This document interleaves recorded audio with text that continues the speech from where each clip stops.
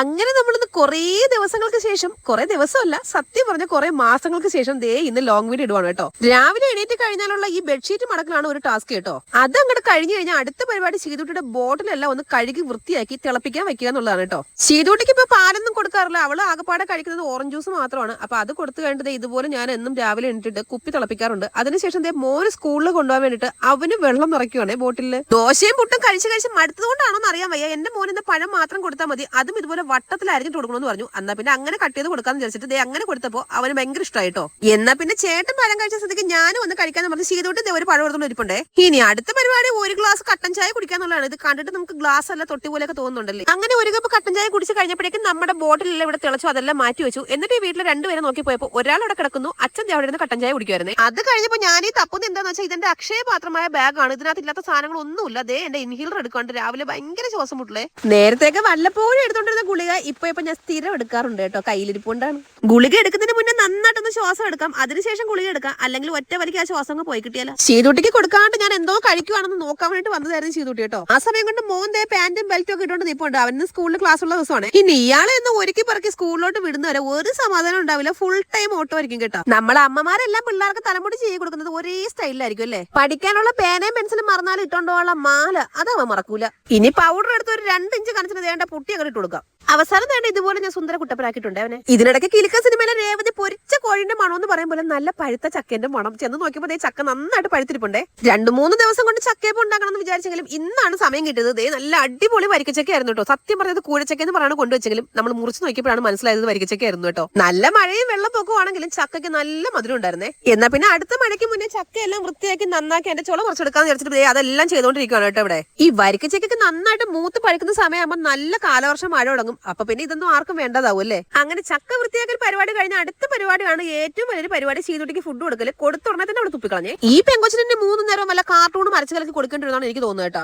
ഞങ്ങൾക്ക് കഴിക്കാൻ ദോശയും നല്ല അമ്മയുടെ സ്പെഷ്യൽ ഉള്ളിയും മുളകും ചമ്മന്തിയായിരുന്നേ. പിന്നെ ഒരു വലിയ കപ്പ് നിറയെ പാൽച്ചായ ഉണ്ടായിരുന്നു. ഇതിൽ ഞാൻ പഞ്ചസാര ഇടാറില്ല കേട്ടോ. ഞാൻ ഫുഡ് കഴിക്കുന്ന സമയം കൊണ്ട് അമ്മ ദേ നമ്മൾ നേരത്തെ വൃത്തിയാക്കി വെച്ച ചക്ക എല്ലാം അരിഞ്ഞെടുക്കുകയാണ്. ഇത് ചക്കയപ്പം ഉണ്ടാക്കാനാണ്, നമ്മളിങ്ങനെ വരട്ടിട്ടൊന്നും അല്ല ഉണ്ടാക്കുന്നത്. അച്ഛൻ ഇതെല്ലാം നോക്കിക്കോട്ടിരുന്ന് ചായ കുടിക്കുവാണേ. ഇനി ഞാൻ എന്തിനാണ് ഈ കാട്ടിനകത്ത് വന്നിരിക്കുന്നത് പറഞ്ഞാൽ രാവിലത്തെ വീഡിയോ എഡിറ്റ് ചെയ്യാൻ വേണ്ടിയിട്ടാണ്. എന്റെ സ്ഥലം ഇവിടെയാണ് കേട്ടോ. എഡിറ്റിംഗ് കഴിഞ്ഞിട്ട് വന്ന ഉടനെയുള്ള അടുത്ത പരിപാടി ശർക്കര നന്നാക്കി എടുക്കലാണ്. ശർക്കര ചീകി എടുക്കലാണ്. ഭയങ്കര പാടായിരുന്നു, ഭയങ്കര കട്ടിയായിരുന്നു കേട്ടോ.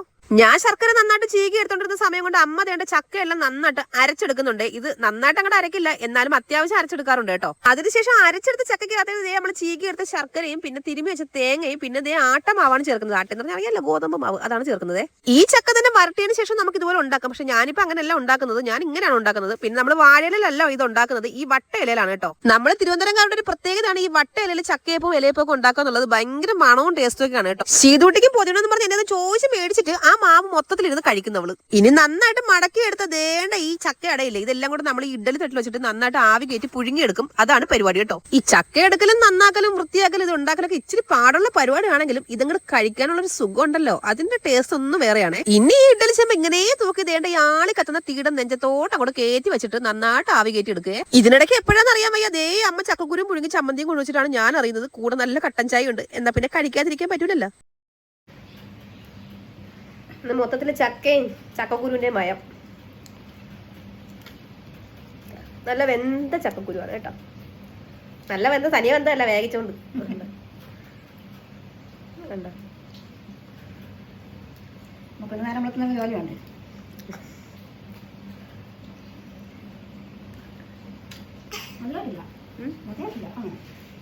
നല്ല വേണ്ട, നാളെ തൊട്ട് അയ്യോ ഇന്ന് മധുരം കുടിക്കാറ്, നാളെ തൊട്ട് കുടിക്കാവൂല.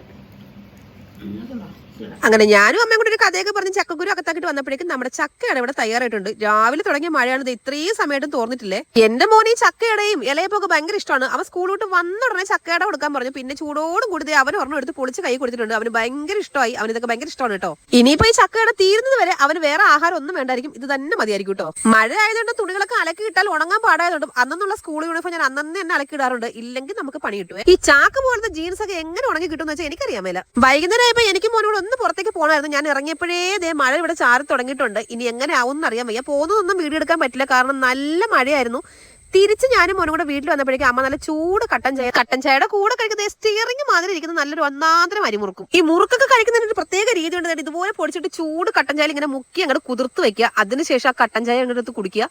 എന്നിട്ട് ആ മുറുക്ക് വാരിപ്പറക്കി ഇങ്ങോട്ട് കഴിക്കുക. അടിപൊളിയാണ്. പുറത്ത് നല്ല കിടിലും ഇടിയും മിന്നലും മഴയും കൂടെ ഉണ്ടെങ്കിൽ പിന്നെ വേറെ വല്ലതും നോക്കണോ അല്ലേ? പണ്ട് മുതലേ ഞാനും എന്റെ ചേച്ചി ഇരട്ടകളായിരുന്നെങ്കിൽ എങ്ങനെ ഇരിക്കുന്നു ഞാൻ ഇടയ്ക്കിടയ്ക്ക് ഇങ്ങനെ കണ്ണാടിയിലേക്ക് നോക്കാറുണ്ട് കേട്ടോ. അതിപ്പോ ഞങ്ങൾ രണ്ടുപേരും ഇരട്ടകളല്ലെങ്കിലും ഒരേപോലെ പരട്ടകളാണ് കേട്ടോ. അപ്പൊ നമ്മുടെ ചാനൽ ഒന്ന് സബ്സ്ക്രൈബ് ചെയ്യാൻ സഹായിക്കണേ. Tata bye bye, see U.